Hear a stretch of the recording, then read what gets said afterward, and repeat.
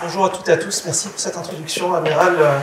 Merci de me donner l'occasion de m'exprimer ici au sein de cette assemblée. Ça faisait 25 ans que je n'avais pas foulé les pieds dans VOC, j'étais midship aussi en formation chef de car à l'époque. Et je dois avouer que quand on débarque à la marina, là, on se rend compte tout de suite que le lieu est empreint d'un supplément d'âme qui donne vraiment à l'école navale son aspect inoubliable. Donc, merci de me donner cette occasion. Je vais vous parler de MCO Innovation. Jusque-là, ce n'est pas une grande nouveauté, puisque c'est le thème de ces 2 jours que vous avez passé.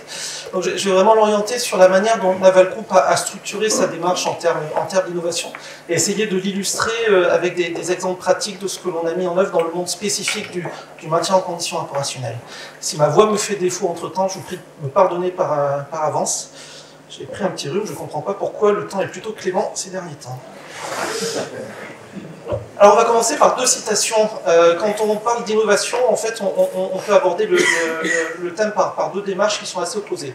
La première démarche, c'est la démarche de Henry Ford, qui avait dit, je vous le fais en anglais ou en français? En anglais? Allez. Ah. Allez, en anglais. If I had asked people what they wanted, they would have said faster horses. Sous-entendu, si on demande aux utilisateurs ce qu'ils avaient voulu, ils m'auraient demandé donc des chevaux plus rapides. Personne n'aurait jamais imaginé me demander d'inventer des véhicules automoteurs. Et à l'opposé, vous avez la position de Steve Jobs. If you want to start from technology looking for applications, it's hopeless. We have to start from people, their real needs, and get the best technology to meet them. Sous-entendu, il faut que la technologie s'adapte aux besoins des utilisateurs, la technologie doit suivre. Écoutez les utilisateurs.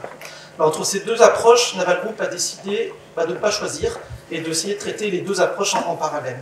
Donc, ce qui a été fait, c'est d'écouter les clients, les marines clientes, de façon à déterminer les besoins capacitaires futurs. Ça, c'est l'approche Steve Jobs.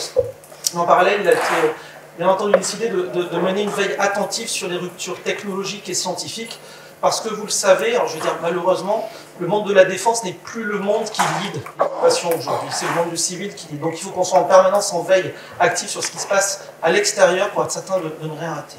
Donc Naval Group a décidé de traiter et de croiser les 2 approches.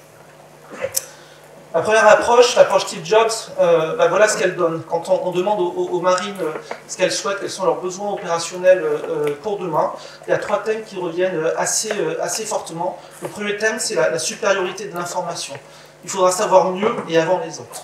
Le deuxième thème, c'est la supériorité de l'engagement. On retrouvera des thèmes de suractivité, de robustesse et évidemment de cybersécurité. Et le troisième thème, cher au cœur de tous les chefs qui font du MCO, la capacité à durer. Tenir à la mer en toute sécurité, je vais rajouter en toutes circonstances. Voilà ce qui ressort de cette approche d'écoute des besoins des marines quand on leur demande ce qu'elles souhaitent pour le futur. À l'autre opposé, on va passer maintenant sur l'approche Henry Ford.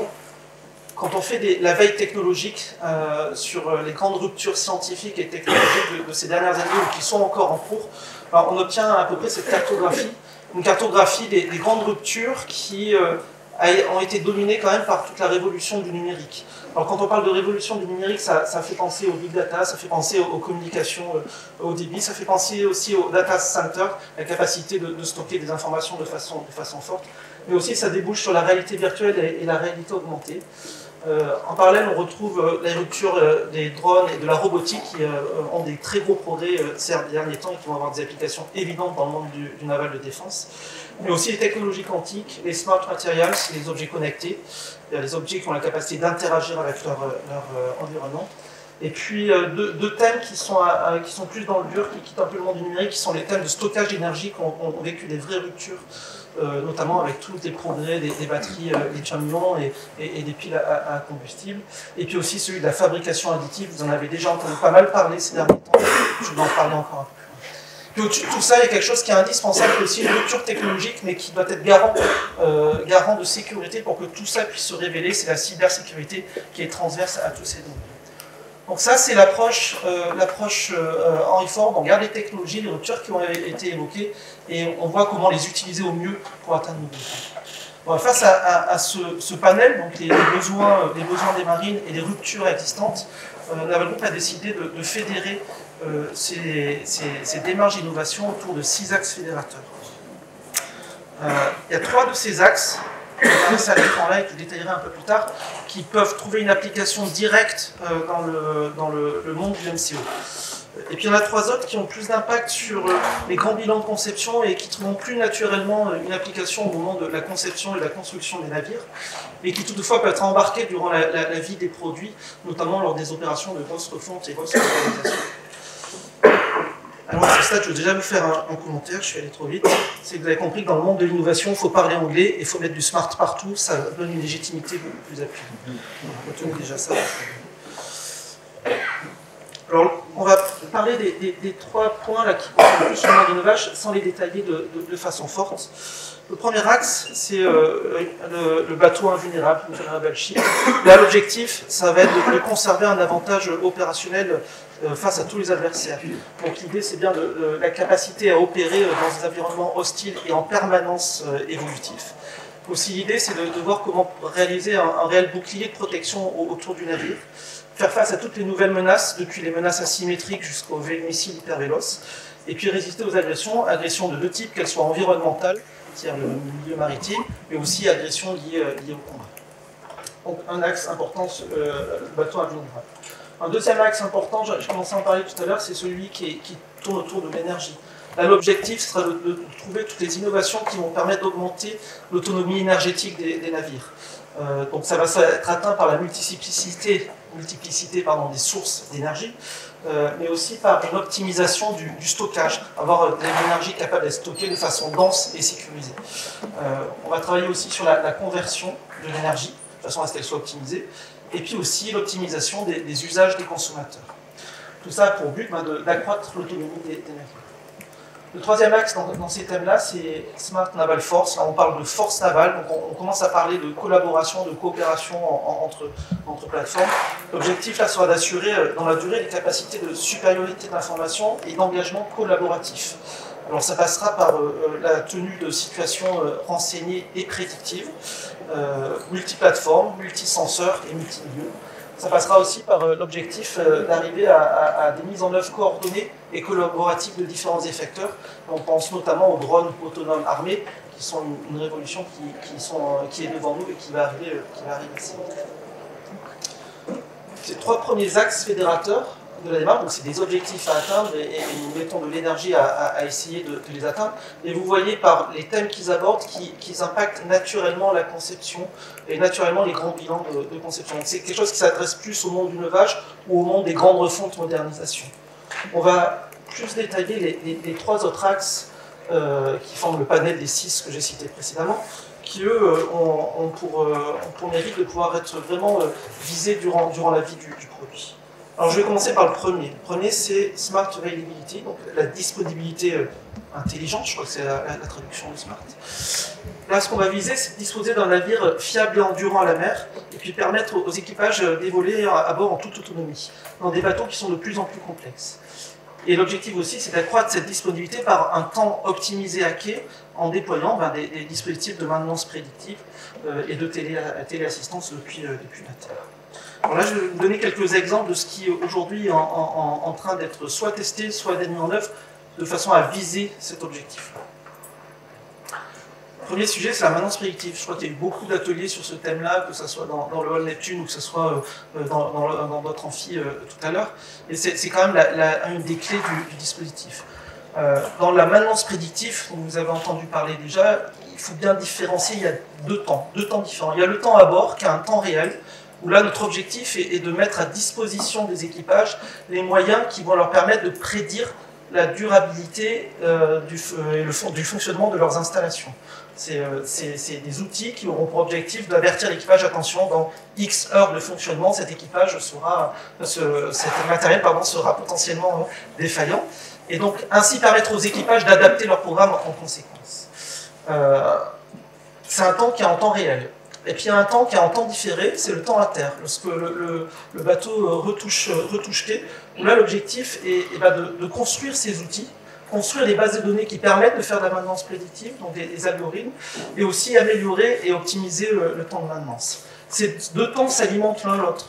Le temps à bord se nourrit des algorithmes faits à terre, et le temps à terre se nourrit des données collectées en mer. Et tout ça forme un tout. Et tout ça forme un tout en vue d'atteindre un objectif, et plutôt que de le décrire par des longues phrases, je vais vous passer un petit film qui illustrera bien ce que l'on souhaite être capable d'offrir dans quelques temps à tous nos marines clientes.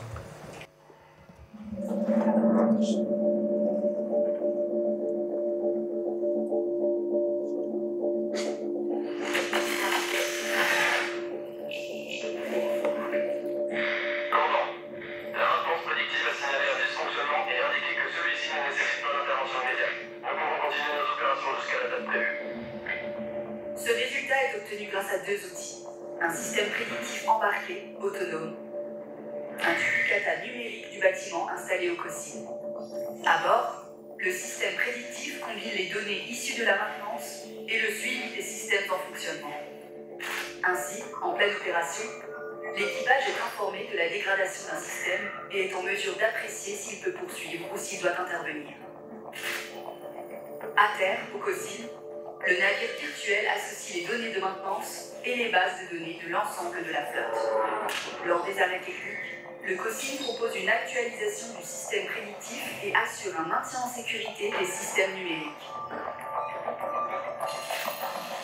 Le système numérique est d'abord dupliqué.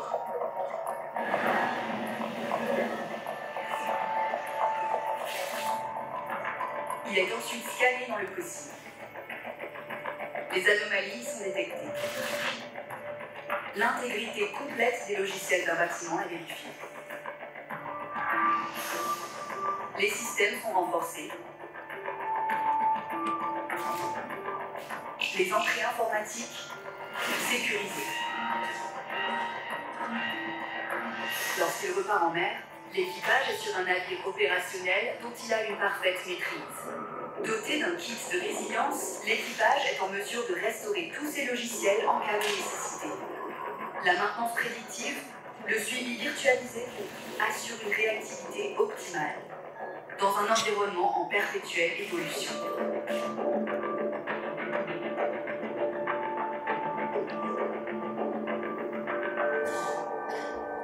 Alors, on n'y est pas encore totalement, mais c'est pas totalement de la science-fiction. C'est-à-dire que ce résultat, il est tout à fait accessible. Les tests que l'on réalise à ce jour, et qui sont en démonstration actuellement sur certains navires, montrent que ce résultat est tout à fait accessible. Il suffit simplement maintenant d'y aller massivement, pour pouvoir être en mesure d'offrir ce service de façon large dans le futur. Ça, c'est un exemple qui est totalement dans l'axe que je citais de Smart Availability. Il y a un autre axe qui a été aussi cité par l'ingénieur général de Garibald hier soir, qui contribue à cet axe-là, c'est celui de la fabrication additive embarquée. Là, cette fabrication additive embarquée, donc c'est bien mettre à disposition des équipages à bord des machines de fabrication additive, donc des imprimantes 3 dimensions, pour donner la capacité à l'équipage de réparer, mais réparer pas de façon définitive, réparer juste le temps de finir la mission. C'est ça qui est cherché, c'est finir la mission et augmenter la capacité à durer à la mer. Donc, quand on cherche à tenir un certain temps, on n'a pas besoin forcément de toutes les caractéristiques et de toutes les exigences nominales. Il y a eu des expérimentations qui ont eu lieu. Le Dixmude a embarqué une impression 3D, c'est la première, vous voyez là. Ça, c'est une imprimante 3D basique, celle du commerce, vous pouvez l'acheter, je pense que ça vaut à peu près 1000 €, 1500 €. Avec 149 jours de mer, il y a eu 150 jours, je vais y arriver, pardon, sur 149 jours de mer, il y a eu 150 matériels et objets qui ont été fabriqués par ces machines. Alors, il y avait tout, hein. Il y avait de la poignée de la porte qui était cassée jusqu'à un bec déverseur qui permettait de faire le plein de carburant sur un aéronef. Donc il y a eu de tout. Mais c'était une machine du commerce avec un niveau d'exigence assez faible. On a réussi à faire ça ensemble et l'équipage en a trouvé une belle utilisation. L'année suivante, ce que l'on a proposé, c'est on a proposé au porte-avions d'embarquer une autre machine, qui est celle-ci, qui est une machine beaucoup plus complexe. Là, on arrive déjà dans le semi-professionnel. Et ça permettrait de conquérir le domaine des pièces et des composés, donc des pièces organiques, c'est fabriqué avec du plastique, pour être clair, à caractéristiques un peu plus élevées que celles de la première expérimentation. Là aussi, l'expérimentation a été probante, l'équipage a fait beaucoup de pièces et on a trouvé une vraie utilité. Maintenant, la cible, c'est quoi? La cible, c'est de doter les équipages et les bateaux de machines à fabrication additive métalliques pour conquérir un domaine de pièces réellement fonctionnelles et à haute caractéristique. La fabrication additive métallique, ça existe. L'objectif maintenant, c'est de la qualifier pour répondre aux exigences du militaire, au naval militaire. Donc je ne sais pas quand ça aura lieu, mais ça aura lieu, c'est qu'une affaire de temps. Le temps de qualifier et de mettre à disposition une telle machine. Et là, on aura vraiment atteint ce que l'on visait tout à l'heure, à savoir donner à l'équipage le moyen de durer à la mer, quels que soient les événements qu'il rencontre sur son île. J'étais sur le premier axe, c'était Smart Availability. Le deuxième axe de ces trois axes du MCO, c'est le Smart Ship. Là, l'objectif, c'est de disposer d'un navire intelligent, communicant, numérique. Tout le reste, c'est un peu du blabla. Donc retenez intelligent, communicant, numérique. Selon un bateau, quand il est intelligent, communicant et numérique, il est à risque. Il est par nature à risque de subir des cyberattaques. Donc en plus, il faut qu'il soit cybersécurisé. Et tout cet axe-là va avoir comme objectif de développer des moyens qui vont permettre d'atteindre ce but. Donc la première brique, c'est la cybersécurité. Alors, je ne vais pas trop la détailler parce qu'on est quand même dans un lieu qui est le haut lieu de la cybersécurité navale, la mer, je crois. Donc vous en savez certainement beaucoup plus que moi. Simplement, quand on parle de cybersécurité, on a différents axes, j'espère que c'est cohérent avec ce qui est enseigné ici, mais on a différents axes sur lesquels on travaille.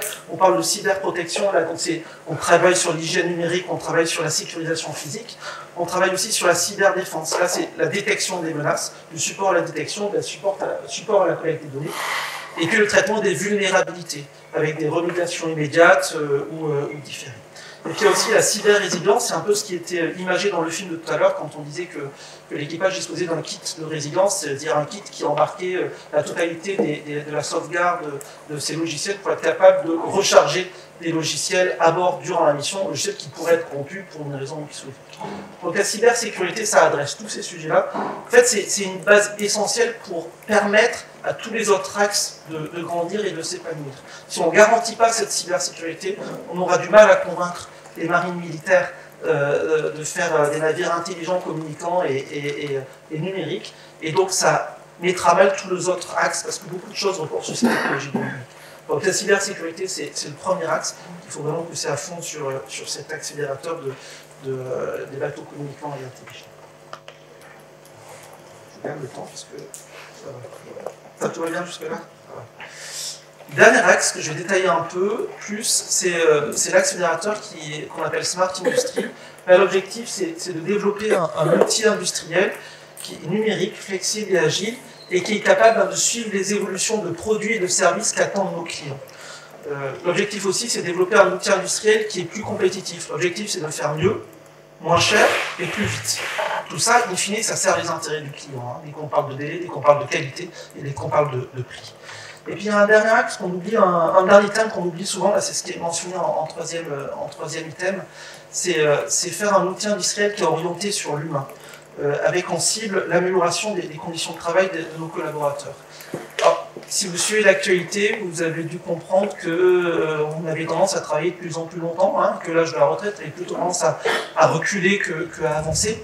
Alors vous êtes encore jeune, mais il y a des gens qui ont 60 ans et qui travaillent dans des chantiers navals et qui ont passé 40 ans d'une carrière professionnelle à faire du marteau-pilon, à redresser des tôles. Je vous assure qu'à 60 ans, ils auront quelques difficultés de continuer à exercer leur métier encore chaque année. Et ça, dans le futur, ça ne sera pas tolérable. Parce que ça sera un poids économique, un poids humain non tolérable pour notre société. Donc l'objectif, à travers ces innovations Smart Industry, est aussi d'améliorer les conditions de travail de nos collaborateurs pour les amener à leur fin de carrière en parfaite santé et capables de continuer à exercer leur métier en situation normale. Je vais vous donner quelques exemples. D'application de la technologie de réalité virtuelle au service de la compétence. Ça rejoint d'ailleurs une des questions qui a été posée hier soir. À Brest, là de l'autre côté de la rade, si je ne me trompe pas, c'est là-bas, on a mis en place ce qu'on appelle un chantier école, c'est un lieu de formation pour nos opérateurs qui font du nucléaire. Alors, les opérateurs qui font du nucléaire, on en a beaucoup, puisqu'on entretient les chaufferies des SNLE ici à Brest, et c'est des gestes qui nécessitent des niveaux d'exigence très élevés. Donc il faut en permanence qu'ils s'entraînent. Donc on a mis dans ce chantier école des lieux d'entraînement physique où on leur apprend, réapprend à faire des gestes très techniques, savoir souder un cordon de soudure sur une nef soudable avec de la qualité nucléaire, savoir garantir la propreté du circuit lors d'une opération. Ça c'est des ateliers très simples, c'est sur un établi, il y a des modèles, ils interviennent physiquement.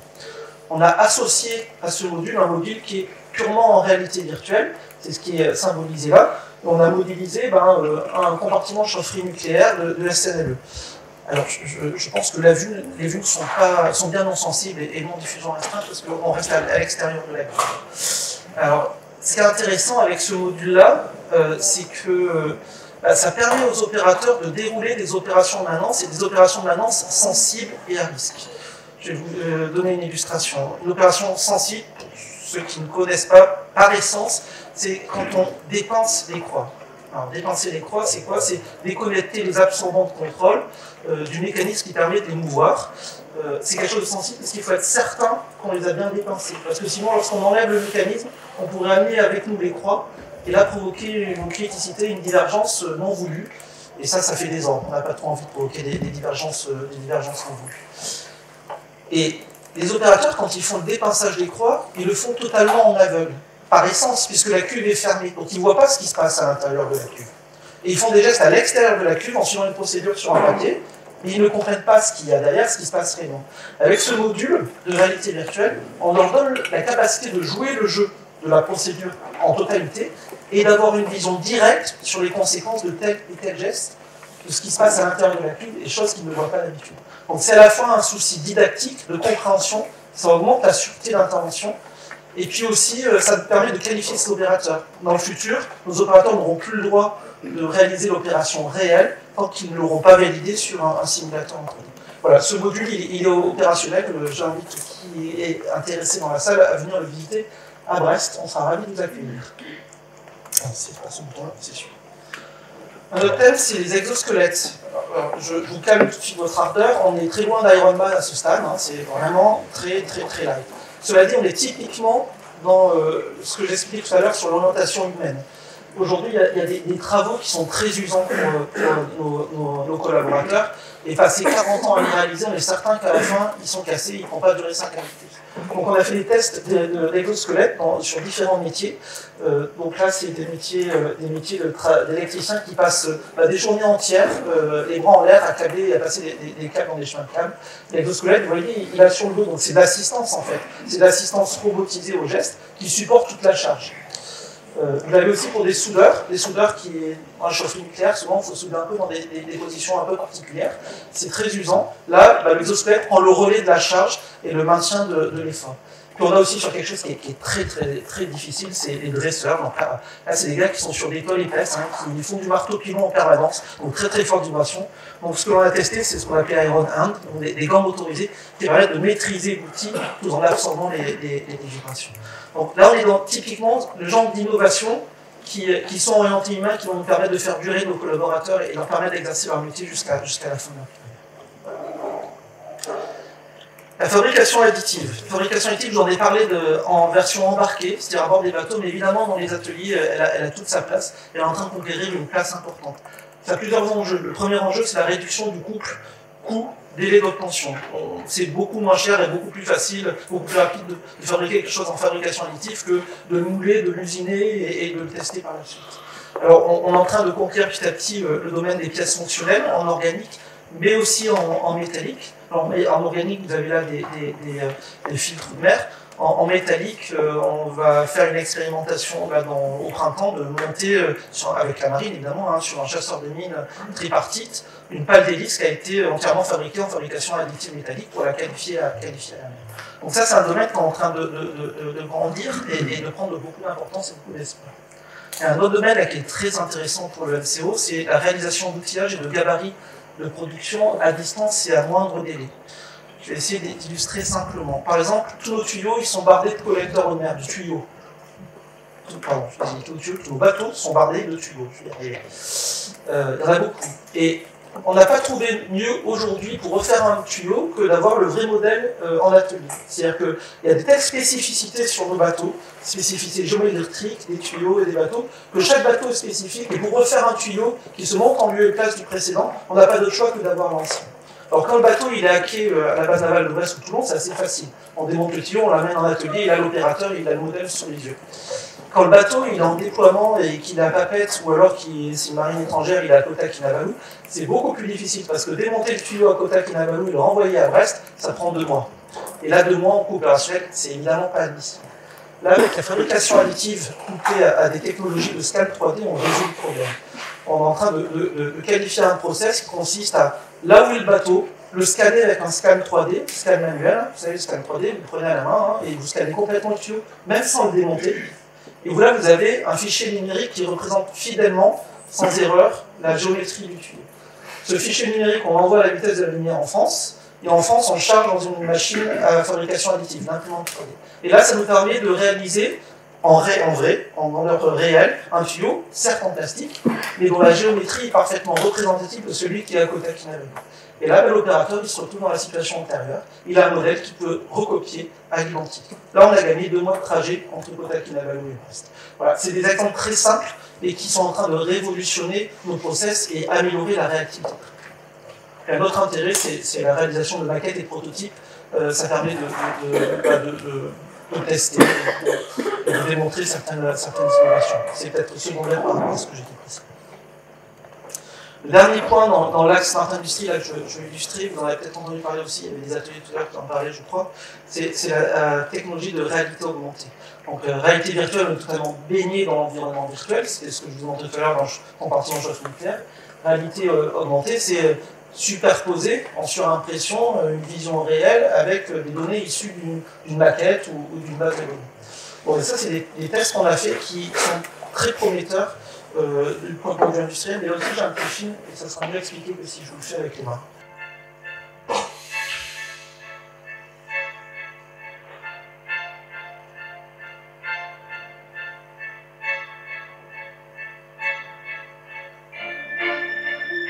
Naval Group est une entreprise très ancienne, plusieurs siècles. Elle a pu survivre et exister et prendre la place qu'elle a aujourd'hui seulement en étant dans l'innovation constante. Et avec l'OLED, ce sera vraiment un gros changement dans le métier. On n'avait jamais fait ça, et en effet, ça nous tire vers le haut, du coup.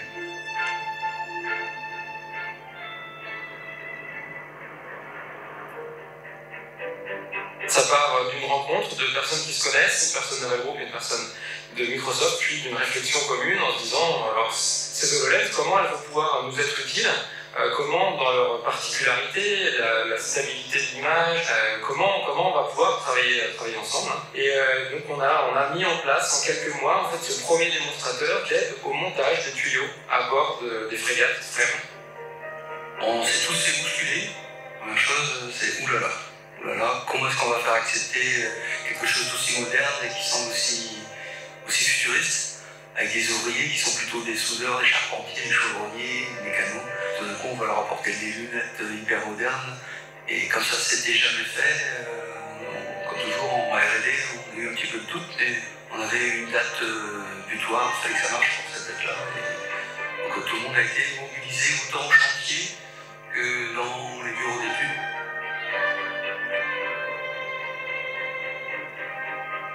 Disons que dans notre métier, parfois, pour une erreur de 5 mm, ça peut vous faire perdre une journée de travail. Un tuyau qui est déjà en place, on peut venir le visualiser, et même si concrètement à bord il n'y a encore rien de monté, on peut voir si il est vraiment à sa place. On pourra monter dans un bateau vide et on aura l'impression qu'il est déjà terminé. Il n'y aura plus qu'à faire comme un puzzle, avec les tuyaux sur l'empreinte holographique.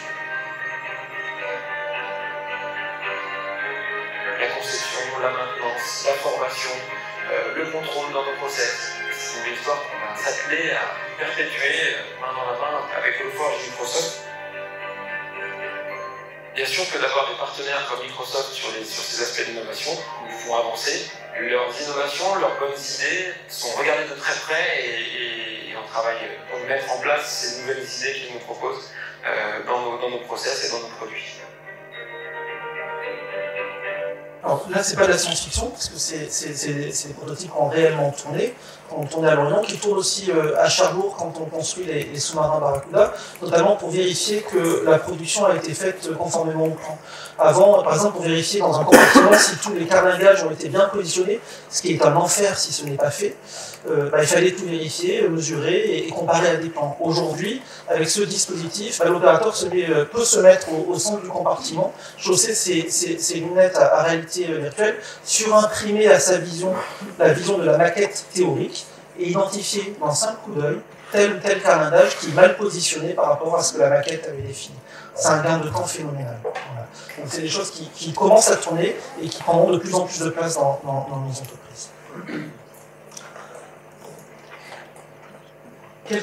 Où on en est, grosso modo, cette planche, on dit où on en est, quelques chiffres clés. Dans le domaine de la cyber, aujourd'hui, on a des contrats sur à peu près l'ensemble de la flotte pour assurer le maintien en conditions de sécurité les différents navires. Du côté système intelligent de maintenance embarqué, on a 10 navires, on a 10 navires qui sont partiellement équipés, puis les navires qui sont en cours de production sont nativement conçus pour embarquer ces systèmes-là. Il y a déjà plus de 3 téraoctets de données qui sont disponibles avec ces 10 navires partiellement équipés. Du côté digitalisation de nos activités, ça c'est vraiment du côté purement industriel. On est en train de déployer la chaîne de production de maintenance, je crois qu'elle a été présentée dans le hall pour ceux qui ont eu l'occasion de la voir tout à l'heure, et qui va nous permettre vraiment de digitaliser toutes nos interventions à bord et de collecter des données en temps réel au fur et à mesure des opérations de maintenance réalisées. Et puis il y a ce COSIM, donc ce COSIM vous avez vu dans le premier film que j'ai passé, c'est Centre opérationnel de soutien intégré numérique. C'est des dispositifs que l'on déploie, on en a déployé en France sur les 2 sites Brest et Toulon, et puis on en déploie aussi auprès de nos clients étrangers. Il y en a un en Égypte, je regarde en Égypte, et je crois en Inde aussi, qui est en train de se développer. Donc ça, c'est censé être le support physique à tout ce qui est innovation numérique. Aujourd'hui, on a déjà plus de 120 pétaoctets de stockage sécurisé. Je vous laisserai vérifier dans Wikipédia ce que veut dire pétaoctet. Voilà. En conclusion, je suis bon. En conclusion, je vais présenter les 6 axes fédérateurs. Donc ces axes fédérateurs, ça a été pour essayer de concilier 2 démarches, la démarche Steve Jobs d'écoute des utilisateurs et puis la démarche Henry Ford de veille sur les ruptures technologiques, et comment on a essayé de les organiser en vue de vous délivrer des services et des navires qui répondent à vos besoins de demain. Et alors en vraie conclusion, je vais m'adresser maintenant tout particulièrement aux élèves officiers aspirants qui sont dans cette salle, indépendamment de ce qui est écrit là sur cette salle. Vous êtes la marine de demain. Vous allez vivre, opérer et naviguer dans un monde qui va être rempli d'opportunités. Il ne tient qu'à vous que ces opportunités deviennent réalité. Lorsque des gens viendront vous voir en vous proposant des innovations, moi je vous invite à les accueillir avec bienveillance et à les écouter. Alors dans le lot, il y aura plein d'idées farfelues, il y aura plein de choses irréalisables, des solutions pour répondre à des besoins que vous n'avez pas, mais dans le lot, il y en aura peut-être une là, bien cachée au fond, qui si vous la saisissez, va transformer votre quotidien et fera de demain un vrai monde futuriste. Voilà, donc vraiment, soyez bienveillants avec ces démarches d'innovation, ça vaut le coup et vous construirez votre monde dans lequel vous naviguerez et opérerez demain. Et si vous ne faites pas ça, je vais laisser la parole à un ami pour vous dire ce qui va se passer. Je vous laisse lire.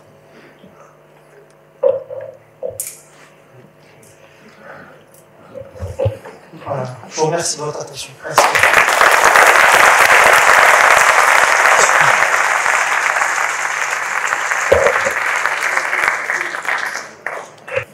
Justement, des étudiants plutôt de la SPS pour le compte du cinéma, je voulais demander, vous avez dit que vous étiez en capacité de mettre en place un système de duplication numérique, mais si c'est pas la science-fiction, pourquoi vous ne l'avez pas déjà fait? Est-ce que vous avez une idée du temps que ça demanderait? C'est une très bonne question, je ne sais pas si j'aurai le temps d'y répondre en détail. Alors, moi, je vais essayer d'aller droit au but. Techniquement, c'est tout à fait faisable, il n'y a aucun problème. Avoir un duplicata, un jumeau numérique à terre d'un navire, il n'y a plus de barrière technologique à cette réalisation. Les vraies questions, c'est lié aux spécificités du monde de la défense. C'est-à-dire que si on fait ça, il y a un minimum de garantie à donner à la marine. La marine, c'est une marine de défense, une marine de guerre. Il y a des notions de protection de l'information, de propriété de l'information qui sont assez fondamentales.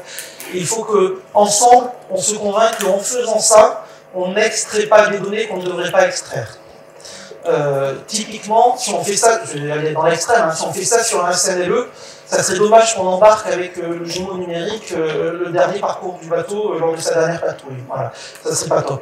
Et donc, ce qui aujourd'hui freine un peu la réalisation et la mise en œuvre de ce dispositif, c'est vraiment la conviction partagée que nous devons avoir avec la marine, que les dispositifs de sécurité qui sont mis en place permettent bien, effectivement, de filtrer ce qui doit être extrait du navire de ce qui ne doit pas l'être et ce qui doit absolument rester à bord. Voilà. Donc c'est ça le principal frein aujourd'hui. C'est pas un frein insurmontable, il y a des dispositifs qui existent, on commence à faire des avancées assez importantes avec des algorithmes qui permettent de trier automatiquement les données qui sont extraites du navire en fonction de critères, en les catégorisant, en le redirigeant, bah, ça c'est du confidentiel défense, donc ça ira dans ce conteneur, et ce conteneur, bah, il n'y aura que la FOST qui l'aura. Et puis ça, c'est pas du confidentiel défense, c'est du pur technique, et ça on peut le mettre dans un serveur qui sera du niveau de diffusion restreinte. Voilà. L'enjeu, il est là pour le naval de défense, c'est de garantir la sécurité de l'information et les niveaux de protection de ces informations qui sont embarquées dans ce système.